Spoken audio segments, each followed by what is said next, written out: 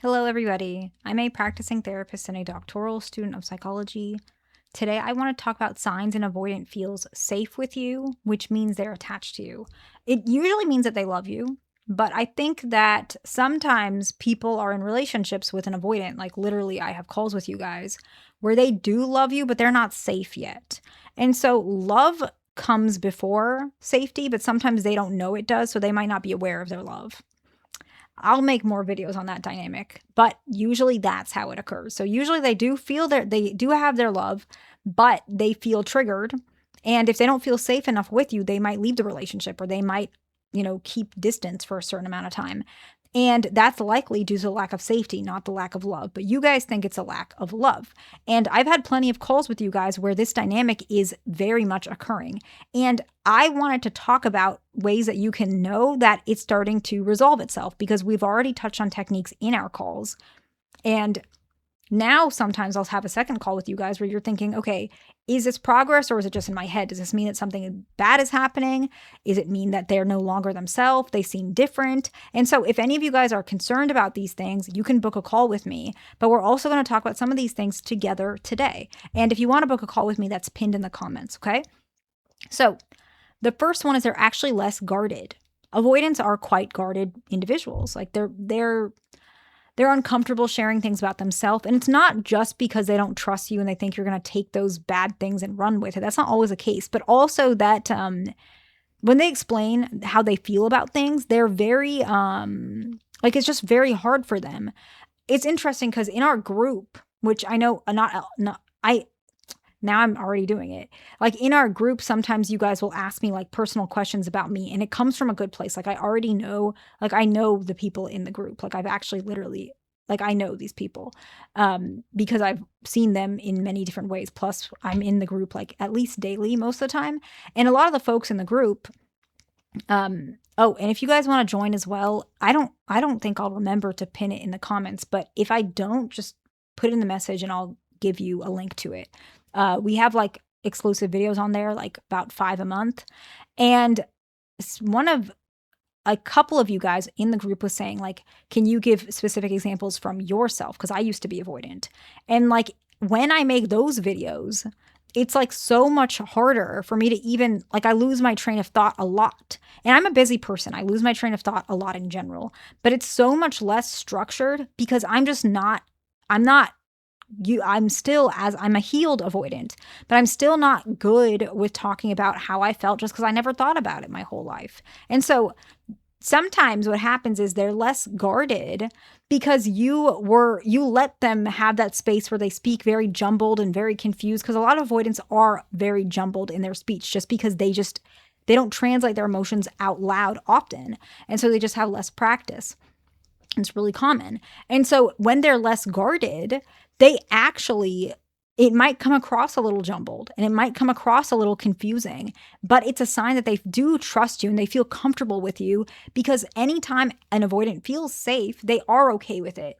But the interesting part is particularly if they love you. Now, this is, besides the point of a group, because it's not going to happen in a group setting. But if they love you, they're going to be more open to explaining things about how they feel about you. And so they might be less guarded about how they feel. They might say something like they like your shirt. And it might not sound romantic, but it might even come across like very jumbled and like almost awkward phrasing. I like your shirt. I like the texture on it. And it comes out, it's like completely random and you feel like it was said a little strange and you weren't even thinking they were trying to compliment or even flirt with you, even though you've been with them for such a long time, but that's what they're trying to do. And so that could be another sign of less guarded. They're trying to connect with you. The next one is they become more affectionate. They touch your leg, they hug you, they kiss you, they run their hand through your hair. When you guys are hugging, maybe they're also stroking or rubbing a part of you. And so this is a sign they're becoming more affectionate. The next one is they're less rigid in general. You will start seeing that they're less rigid about certain things. Maybe before they were really specific about where certain things went in their house because maybe they just weren't safe yet. They didn't feel comfortable. But now they're just less rigid. They're more open to your side. They're more open to things not always being in a perfect, order when you're around, because you're not just a stranger anymore. The next one is interesting, but it does happen. I would say it's a little more common with male avoidants. female avoidants do it too, but it's definitely more common with male avoidants. They're more playful. So I'm going to explain why it happens less common with female avoidance.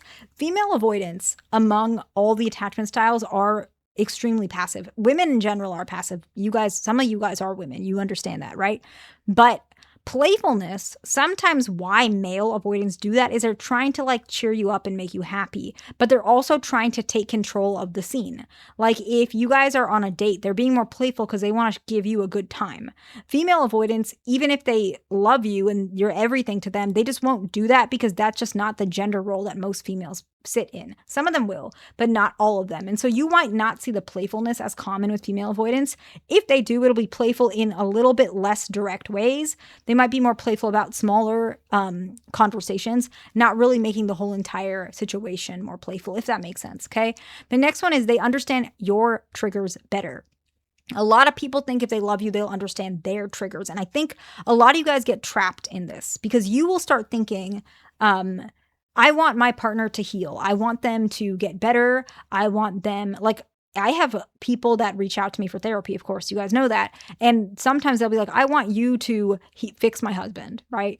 And that might be our intake session. And she might say, this is just an example.